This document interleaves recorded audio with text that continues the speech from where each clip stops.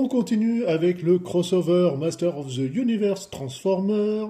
Cette fois-ci, on passe du côté des méchants avec Megatron Skeletor.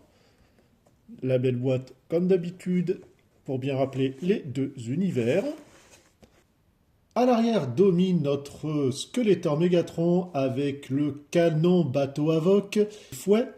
Donc là aussi, un clin d'œil aux deux univers. On retrouve bien évidemment sur les tranches d'un côté Megatron et de l'autre Skeletor. Quand on ouvre, on trouve la carte de spec avec force, vitesse, intelligence, etc. Le mini-comic avec toujours voilà, la petite fiche pour vous indiquer que c'est personnalisable. Le comic justement, version américaine. On a un joli fond, si vous souhaitez comme ça décorer un petit peu, voilà, directement votre étagère. Notre Skeletron, on va l'appeler comme ça, avec justement le fouet, le bâton canon Havok, le glaive, toujours attaché par les petites attaches qui font suer. Voici Havok, donc on a la poignée pour pouvoir voilà, venir directement dans la main du personnage. Quand vous souhaitez transformer en canon de Megatron, il faut faire basculer la tête, séparer. Et voilà, vous avez l'attache au fond.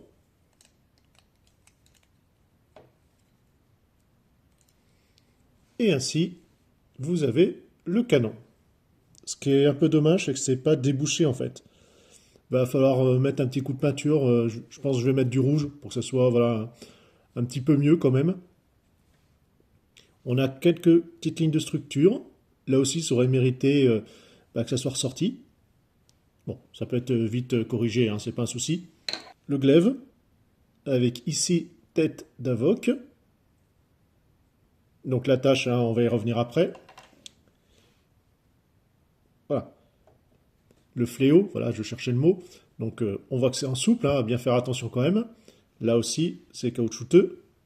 Vous pouvez le séparer. Alors en fait, voilà, c'est pas juste une tige, hein, vous avez une petite boule qui permet comme ça de bien clipser. Je ne vais pas tirer plus, il va falloir faire chauffer l'ensemble, puisque là, en tirant, je vois que ça commence un tout petit peu à s'étirer à l'intérieur et à devenir blanc. Donc un peu de stress. Voilà, le plastique est trop froid, hein. Il était encore dans la boîte aux lettres il y a 10 minutes. Donc on ne va pas forcer plus, vous pouvez détacher et ensuite mettre à la place d'une main. Comme vous pouvez voir ici sur la notice. Au dos de Megatron, vous avez voilà, deux emplacements, comme je vous disais, comme cela. Alors on voit qu'il a été fabriqué au Vietnam. En petit défaut, vous pouvez voir ici qu'il y a une trace de colle. On retrouve hein, forcément le logo Decept, les couleurs Megatron et également Skeletor. Vous pouvez, voilà, vous avez ici le système pour attacher. Alors c'est même, voilà, vous voyez, plus long que lui.